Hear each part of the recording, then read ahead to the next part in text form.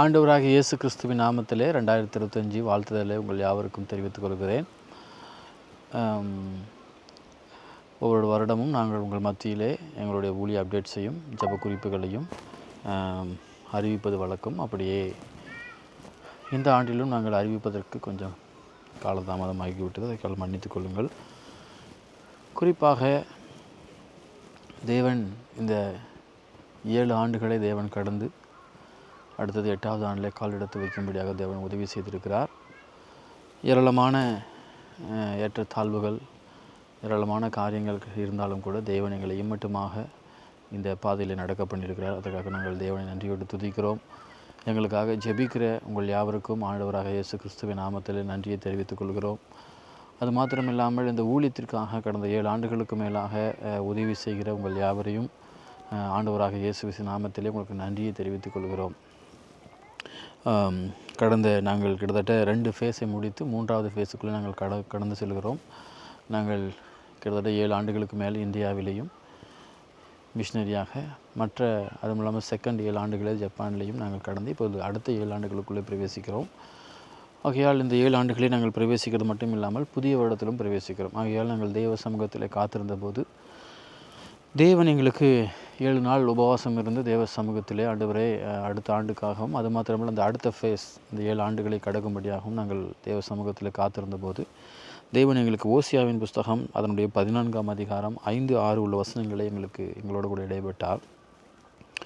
அதற்கு முன்பே தேவன் 2 வார்த்தை எங்கள் இடத்தில் இடைப்பட்டார். ஒன்று growth and expansion என்ற 2 வார்த்தையை பேசினார். ஆனாலும் கூட நாங்கள் தேவ சமூகத்திலே காத்திருந்த போது தேவன் எங்களுக்கு இந்த வசனத்தின் மூலமாக இடைப்பட்டார். அதிலே, நான் இஸ்ரவேலுக்கு பனியைப் போல் இருப்பேன், அவன் லீலி புஷ்பத்தைப் போல மலருவான், லீபனோனைப் போல வேரூன்றி நிற்பான், அவன் கிளைகள் ஓங்கி படரும். இதில் பார்த்தீங்கன்னா, நான் இஸ்ரவேலுக்கு பனியை போல் இருப்பேன் என்று ஆண்டவர் சொல்கிறார். அது மாத்திரம் இல்லாமல் நான் லீலி புஷ்பத்தை போல் அவன் வளருவான். அந்த வளருகிறான் இடத்துல growth என்று எழுதப்பட்டிருக்கிறது ஆங்கிலத்திலே. அது மாத்திரம் இல்லாமல் லீபனோனை போல வேரூன்றி நிற்பான். அது மாத்திரம் இல்லாமல் 3வதாக அவன் கிளைகள் ஓங்கி படரும், ஷெல் ஸ்ப்ரெட் என்று ஆங்கிலத்தில் எழுதப்பட்டிருக்கிறது. அது எக்ஸ்பான்ஷனோடு ஒப்பிடலாம். ஆகையினால இந்த 2 வார்த்தைகளை அடிப்படையாக கொண்டு தேவன் எங்களோடு கூட இடைப்பட்டார். இதை நாங்கள் அடுத்த ஒரு ஃபேஸாக வைத்து நாங்கள் அடுத்த 7 ஆண்டுகளில் இதை வைத்து நாங்கள் செயல்படும்படியாக வாஞ்சிக்கிறோம். அது மாத்திரம் இல்லாமல் இந்த வார்த்தைகளை கொடுத்து எங்களோடு கூட இந்த தேவன் இடைப்பட்டது மட்டும் இல்லாமல் நாங்கள் உங்கள் நல்லாக அறிந்திருக்கிறபடி கடந்த 7 ஆண்டுகளிலே நாங்கள் ஏராளமான பாதைகளின் வழியாக கடந்து சென்றாலும் கூட தேவன் எங்களை தாங்கினார், சுமந்தார், ஏந்தினார், தப்புவித்தார் என்று நான் தைரியமாக சொல்ல முடியும். அது மாத்திரம் இல்லாமல் நாங்கள் கடந்த வருஷ அப்டேட்டில் நான் தெரிவித்திருந்தேன், நாங்கள் ஒரு சின்ன தமிழ் சபையை ஆரம்பித்திருக்கிறோம் என்று. அதுபோல் ஆண்டவர் இன்றைக்கு அதை கொஞ்சம் வர்த்திக்க பண்ணியிருக்கிறார். அது மாத்திரம் இல்லாமல் ஒரு சொந்தமாக ஒரு இடத்தை எடுத்து நாங்கள் மூவ் பண்ணும்படியாக தேவன் எங்களுக்கு அனுகிரகம் பாராட்டியிருக்கிறார். நன்றாக அறிந்திருக்கிறீர்கள், டோக்கியோ அதாவது உலகத்திலே மிக அதிகமான ஒரு எக்ஸ்பென்சிவான ஒரு சிட்டியாக இருந்திருந்தாலும் கூட இந்த நாட்டிலும் நாங்கள் ஒரு இடத்தை எடுத்து பிரவேசிப்பதற்கு தேவன் எங்களுக்கு அனுகிரகம் பாராட்டியிருக்கிறார். அது மாத்திரம் இல்லாமல் இதற்காக உதவி செய்த அநேக ஜனங்கள் உதவி செய்தார்கள், ஜபித்தார்கள். அவர்கள் யாவரையும் தேவன் ஆசீர்வதித்து அவர்களை வர்த்திக்க பண்ணுவார் என்று நாங்கள் விசுவாசிக்கிறோம். நான் 2014 கிட்டத்தட்ட 3 ஆண்டுகளுக்கு மேலாகவே நாங்கள் சில காரியங்களை அறிவித்து வருகிறோம். ஒரு மேகசின் ஒன்று ஆரம்பிக்கப்பட வேண்டும் என்று சொல்லி, அது மாத்திரமில்லாமல் சில காரியங்களை தெரிவித்து வருகிறோம். ஆனால் நாங்கள் இதில் ஆரம்பிப்பதற்கு எங்களுக்கு தடையாக இருந்த ஒரு காரியம் என்னவென்று சொன்னால், எங்களுக்கு ஒரு சொந்தமான இடம் இல்லை. ஆகையால் சொந்த இடம் இல்லாதபடினால், அதாவது சொந்த இடமின் வாடகைக்காக கூட சரி, ஒரு கமர்ஷியல் பிளேஸ், வீட்டை தவிர்த்து நமக்கு ஒரு கமர்ஷியல் பிளேஸ் தேவைப்படுகிறது. அதை தான் நம்ம ஒரு மேகசினுடைய ஆஃபீஸாக காண்பிக்க முடியும். ஆகையால் அப்படிப்பட்ட காரியங்கள் இல்லாதபடினால் நாங்கள் அதை எதுவுமே ஆரம்பிக்கலை. தொடர்ந்து 3 ஆண்டுகளுக்கு மேலாக ஒரு ஜெப குறிப்பாகவே ஒவ்வொரு வருடங்களும் நான் சொல்லி கொண்டு வருவது வழக்கமாக இருந்தது. ஆனால் தேவன் இப்பொழுது எங்களுக்கு ஒரு சொந்தமாக இடம் ஒரு கொடுத்திருக்கிறபடினால, அதாவது வாடகைக்கு ஒரு ரெண்டட் பிளேஸ் கொடுத்திருக்கிறபடினால நாங்கள் அதை அடிப்படையாக வைத்து நாங்கள் மேகசினையும் வருஷ நாட்களில் ஆரம்பிக்கும்படியாக இருக்கிறோம். அது மாத்திரம் இல்லாமல் இன்னொரு பிரான்ச் அவுட்டையும் இன்னொரு பக்கத்து சிட்டியிலேயே நாங்கள் செய்யும்படியாக அதற்காகவும் நாங்கள் ஜெபித்து ஆயத்தப்படுகிறோம். ஸோ இந்த காரியங்களுக்காக ஜெபியுங்கள். இந்த 2025 ஒரு 3 காரியங்களை மையப்படுத்தி மேகசின், இந்த சர்ச்சினுடைய growth, பிரான்ச் அவுட் போன்ற 3 காரியங்களை மையமாக வைத்து நாங்கள் செயல்பட இருக்கிறோம். இந்த காரியங்களுக்காக ஜெபியுங்கள். தேவன் இந்த இடத்துல வாக்குத்தத்தம் பண்ணினது போல, நான் இஸ்ரவேலுக்கு பனியைப் போல் இருப்பேன் என்று சொன்னது போல, நான் ஒவ்வொரு நாளும் என்னுடைய பிள்ளைகளுக்கும் சரி, என்னுடைய தனி ஜெபத்திலும் சரி, நான் ஜெபிக்கிற போது, Lord let us feel you as dew in our life for today and forever என்கிற ஒரு வார்த்தையை நான் உம்மை ஒரு பனி போல என்றைக்கும் எங்கள் வாழ்க்கையில் நாங்கள் உணரத்தக்கதாக தேவனே நீர் எங்களுக்கு உதவி செய்யும் என்று சொல்லி நாங்கள் ஜெபிப்பது வழக்கம். அதுபோல் எங்களுடைய பிள்ளைகளுக்கும் நான் அப்படி இந்த வார்த்தையை சொல்லிக் கொடுக்குறேன். ஆகையினால் தேவன் அதுபோல் இந்த ஊழியத்திற்காக உதவி செய்கிற, அதுபோல் இந்த ஊழியத்துக்காக ஜெபிக்கிற உங்கள் வாழ்க்கையிலும் கூட தேவன் ஒரு பனி போல இருப்பாராக. இது குறித்து நம்ம அநேக காரியங்களை தியானிக்க முடியும். ஆனால் அப்படிப்பட்ட ஒரு வார்த்தையை தேவன் இடைப்பட்டு இருக்கிறார். பனி என்பதை நம்ம ஒரு அழகான ஒரு ஃபீலிங்கோடு ஒப்பிடலாம். ஆகையினால் அந்த காரியத்திலே தேவன் அப்படியாக நான் எங்களோடு கூட இருப்பேன் என்று சொல்லி தேவன் 2025 எங்களுக்கு வாக்கு பண்ணியிருக்கிறார். அது மாத்திரமில்லாமல் அவர் அப்படி இருக்கிற போது 3 காரியங்கள் நடக்கிறது. ஒன்று growth, ரெண்டாவது லீபனோனைப் போல வேரொன்றி நிற்பான் என்கிற ஒரு காரியத்தையும், மூன்றாவது அவன் கிளைகள் ஓங்கி படரும் என்கிறதான 3 வார்த்தைகளையும் தேவன் எங்களோடு கூட இடைப்பட்டிருக்கிறார். அதனால் இந்த வார்த்தையின்படியே தேவன் இந்த வருகிற நாட்களிலும் இந்த வருடத்திலும் அடுத்த 7 ஆண்டுகளிலும் இந்த வார்த்தையின் அடிப்படையாக growth and expansion என்கிற வார்த்தையை அடிப்படையாக கொண்டு நாங்கள் பிரயாணிக்க நாங்கள் திட்டமிட்டிருக்கிறோம். அதனால் தொடர்ந்து எங்களுக்காக செபியுங்கள். தேவன் தாமே இந்த ஊழியத்தை ஆசீர்வதித்து வர்த்திக்க பண்ணுவாராக. அதுபோல் நாங்கள் சொன்னது போல் பிரான்ச் அவுட்டுக்காகவும் சபையின் வளர்ச்சிக்காகவும் அது மாத்திரமில்லாமல் இந்த மேகசின் மினிஸ்ட்ரிக்காகவும் ஜெபித்து கொள்ளுங்கள். அப்படி நாங்கள் அது செய்கிற போது நிச்சயமாக அதன் மூலமாக அநேக காரியங்களை செய்ய முடியும். ஏன்னா அந்த தேசத்தில் பார்த்திங்கன்னா நிறைய காரியங்கள் ரொம்ப நியூ. உதாரணமாக ஒரு பாஸ்டர்ஸ் கேதரிங், அதெல்லாம் ரொம்ப நியூ. அதெல்லாம் அங்கே கிடையவே கிடையாது. பாஸ்டர்ஸ் மீட்டப், அதாவது பாஸ்டர்ஸ் ஒன்றா கூடி ஜெபிக்கிறது, அல்லது பாஸ்டர்கள் மத்தியில் ஒரு ரிவைவல் மீட்டிங், இதெல்லாம் ஜப்பானில் கிடையவே கிடையாது. ஸோ இப்படிப்பட்ட கான்செப்டே கிடையாது. ஸோ நம்ம நாட்டு ஊழியத்துக்கும் இருக்கிறதுக்கும் ரொம்ப ரொம்ப வித்தியாசம் இருக்கிறது. இது பார்த்திங்கன்னா ஒரு அன்ரீச்டு நேஷன். அதனால் நீங்கள் ஜப்பான் எடுத்துக்கொண்டால் ஏதோ பெரிய ஒரு வளர்ந்த நாடு என்பதாக மட்டும் இல்லாமல் இது ஒரு அன்ரீச்டு நேஷன், தேவன் சந்திக்கப்படாத நாடு என்பதை நாம் அறிந்திருக்கிறோம். ஆகையினால் எங்களுடைய ஜபங்களிலே இதற்காக நினைங்கள், எங்களுடைய ஊழியங்களுக்காக செபியுங்கள். மட்டும் செபிக்கிறவங்களுக்காக நாங்கள் ஆண்டவராக இயேசுவின் நாமத்தில் நன்றியை தெரிவித்துக் கொள்கிறேன். மீண்டுமாய் தொடர்ந்து நாங்கள் இந்த வருடத்திலே தேவன் அவர் சொன்ன வார்த்தையின்படியே வர்த்திக்க பண்ணுவாராக. அதாவது குரோத்தையும் எக்ஸ்பான்ஷனையும் இந்த ஊழியத்திலும் அந்த தேசத்திலும் தேவன் கட்டளையிடுவாராக. இங்கே இருக்கிற எந்த சபைகளிலுமே பார்த்திங்கன்னா நியூ இயருக்கு ஹோல் நைட் சர்வீஸ் இருக்காது, நைட்டு முழுவதும் சர்வீஸ் இருக்காது. ஆனால் இந்த வருடம் நாங்கள் வைத்து நல்லா கூடி ஜபித்தோம். அது மாத்திரம் இல்லாமல் முடிக்கிற போது இந்த தேசங்களுக்காக சில ஜப குறிப்புகளை சொல்லி நாங்கள் நன்றாக ஜபித்தோம். தேவன் அதுபோலவே இந்த வருடத்தை ரொம்ப அழகாக ஆரம்பிக்கும்படியாக தேவன் உதவி செய்திருக்கிறார். ஆகையால் ஆண்டவருக்கே மகிமை உண்டாவதாக.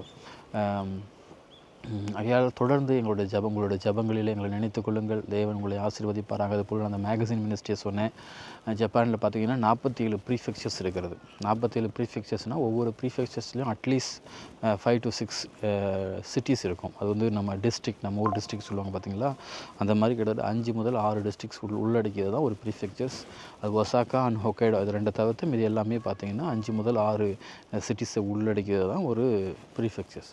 அப்போ ஒரு ப்ரீஃபெக்சர்ஸ்க்கு 5 மேகசின் போட்டால் கூட 235 மேகசின் தேவைப்படுகிறது. அப்போ நாங்கள் இந்த ஹோல் கண்ட்ரிக்கும் மேகசின், இந்த மேகசின் பார்த்திங்கன்னா only for the leaders, Christian leaders and missionaries and pastors and அந்த மாதிரி ஆட்களுக்கு மட்டும்தான் அதை நாங்கள் பிளான் பண்ணுறோம். இதை பைலிங்குலாக பிளான் பண்ணுறோம். ஆகையினால இதை பார்த்திங்கன்னா ஒரு ப்ரீஃபெக்சர்ஸுக்கு 5 மேகசின் போட்டுக்கிட்டால் கூட கிட்டத்தட்ட எங்களுக்கு ஏராளமான மேகசின் தேவைப்படுகிறது. ஆகையினால் நீங்கள் ஜெபியுங்கள், ஜபத்தில் நினைத்து கொள்ளுங்கள். ஒருவேளை தேவன் உங்களை யாராகலும் ஏவினால் இந்த மேகசினுக்கான காரியத்திலே நீங்கள் உதவி செய்ய விரும்பினால் எங்களை தொடர்பு கொள்ளலாம்.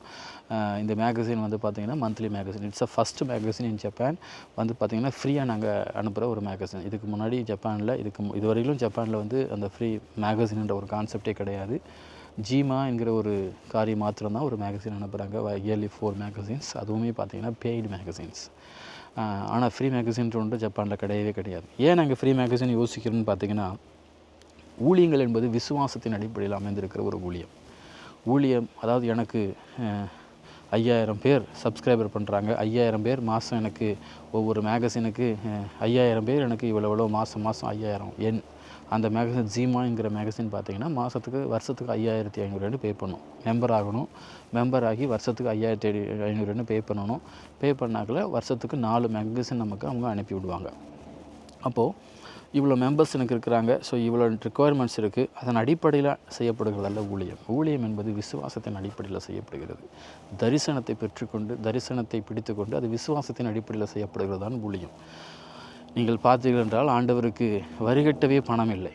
ஆண்டவராகி சர்வ வல்லமையும் படைத்த தேவன் அவருக்கு வரி கட்டுவதற்கு பணம் இல்லை. ஆனால் அவர்கள் அந்த டாக்ஸ் கலெக்டர் வந்து பேதுருவிடத்தில் கேட்குறாங்க, ஏன் உங்களுடைய போதகர் வரி கட்ட மாட்டாரா என்று சொல்லி. அவர் பேதுருவிட்ட தான் கேட்குறாங்க. கேட்டுட்டதுக்கப்புறம் பேதுரு உள்ளே வராரு. பேதுருவிட்ட ஆண்டவர் கேட்குறாரு. அப்போ பேதுரோடு ஆண்டவர் இன்ட்ராக்ட் பண்ணி ஆண்டவர் பேதுருவிட்ட சொல்கிறாரு, நீ போய் தூண்டில் போட ஒரு மீனை பிடிப்பாய், அந்த மீனில் இருக்கிற வாயில் ஒரு வள்ளி பணத்தை நீ காண்பாய், அதை உனக்கும் எனக்கும் கட்டிவிடு என்று சொல்லி. ஸோ இப்படிப்பட்ட தேவன் அந்த 12 சிஷ்யர்களை வைத்து ஊழியம் செய்தாலும் கூட எங்களுக்கு மாதம் இவ்வளோ இந்த காரியங்கள்லாம் எங்களுக்கு நடக்கும் அப்படின்ற அடிப்படையில் அவர் ஊழியத்தை செய்யலை. அவர் விசுவாசத்தின் அடிப்படையில் தான் நமக்கு ஆண்டவராக இயேசு கிறிஸ்து ஊழியம் செய்தார். அப்படி தான் பவுலும் செய்தார்கள், அப்படி தான் அப்போஸ்தலரும் செய்தார்கள். ஆகையால் இந்த மேகசினை பொறுத்தவரையிலும் மக்களுடைய சப்போர்ட், அதாவது சப்போர்ட்டர்ஸ் யாரெல்லாம் இந்த ஊழியத்துக்காக, இந்த ஊழியத்தினால் வருகிற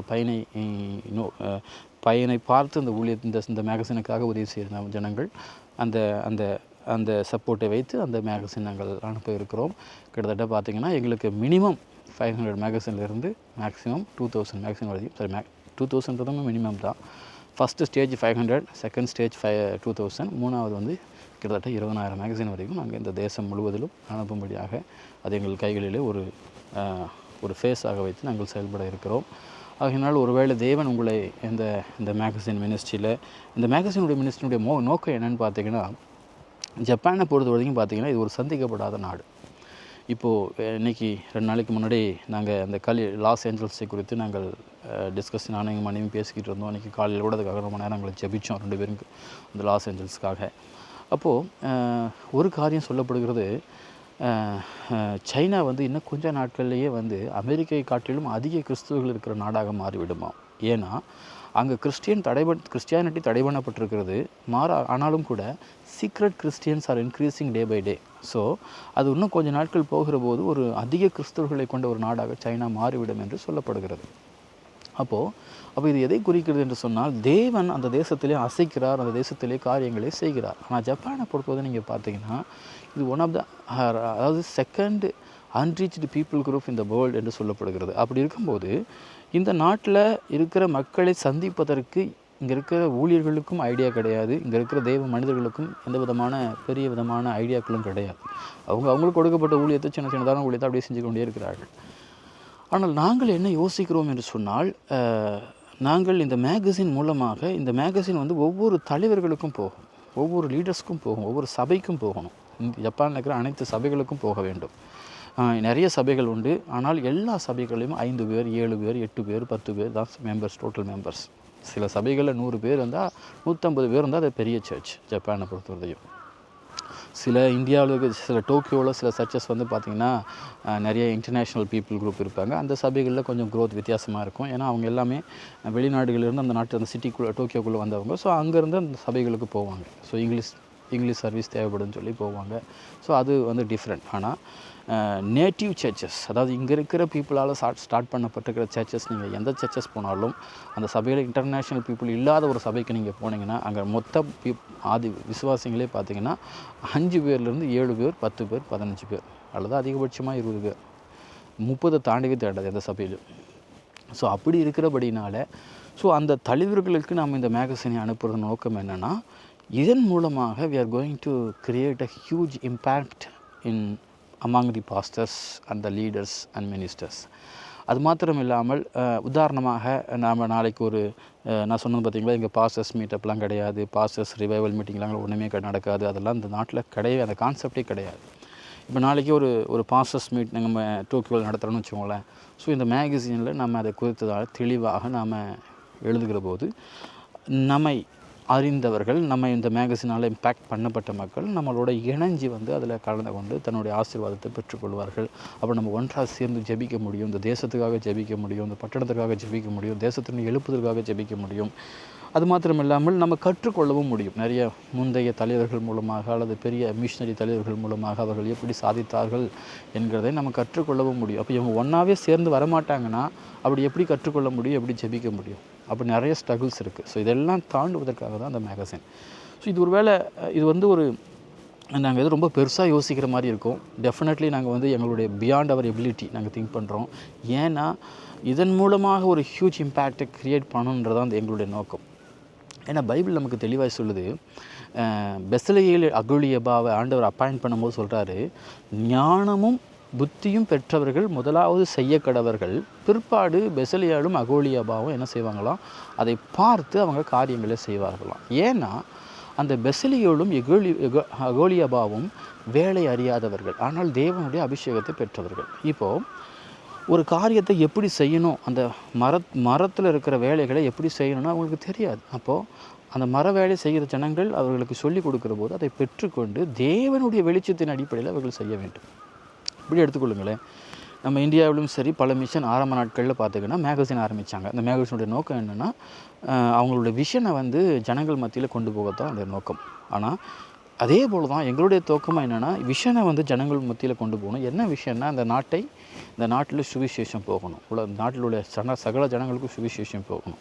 ஸோ இப்படிப்பட்ட காரியங்கள், தேசம் திறவுண்ட வாசல், பைபிளில் நம்ம அழகான ஒரு பழைய பாடலில் பாடுகிறோம், திறவுண்ட வாசல் அடைபடும் முன் நொறுங்குண்டமானதாய் புறப்படுவீர். அதனால் வாசல் திறந்திருக்கிறது, திறவுண்ட வாசல் அடைபடும் முன் நொறுங்குண்டமானதாய் முன் செல்வதற்கு தேவன் உதவி செய்யும்படியாக நெகேமியா சொன்ன வார்த்தையைப் போல எழுந்து கட்டுவோம் பாருங்கள், பரலோகத்தின் தேவன் தாமே நமக்கு காரியத்தை கைக்குடி வர பண்ணுவாராக என்கிற அந்த வார்த்தையின் அடிப்படையிலும் கூட இந்த காரியத்தை நாங்கள் யோசிக்கிறோம். அதனால் இது வந்து எங்களுடைய திறமைக்கோ அல்லது எங்களுடைய டேலண்ட்டுக்கோ அல்லது எங்களுடைய சோர்ஸுக்கோ அப்பாற்பட்ட ஒரு காரியம். ஆனாலும் கூட இவைகளை செய்யும்படியாக நாங்கள் இந்த 2025 திட்டமிடுகிறோம். ஆகையினால் இவர்களுக்காக நீங்கள் ஜெபியுங்கள்.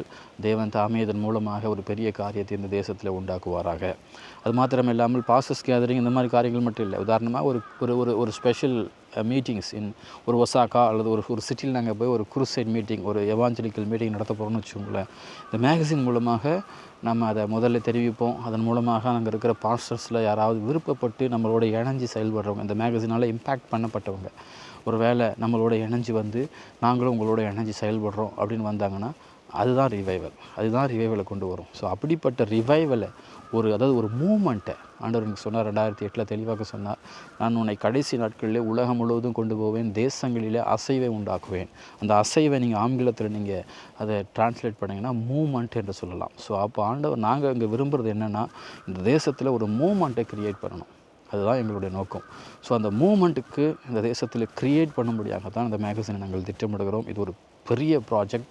அது மாத்திரம் இல்லாமல் இது ஒரு பயங்கரமான ஜெப தேவை நிறைந்த ஒரு ப்ராஜெக்ட். ஸோ நாங்கள் சின்ன காரியங்களை ஆரம்பிக்கும் போதே ஏராளமான தடைகளை சந்திக்கிறோம், ஏராளமான பிரச்சனைகளை சந்திக்கிறோம்.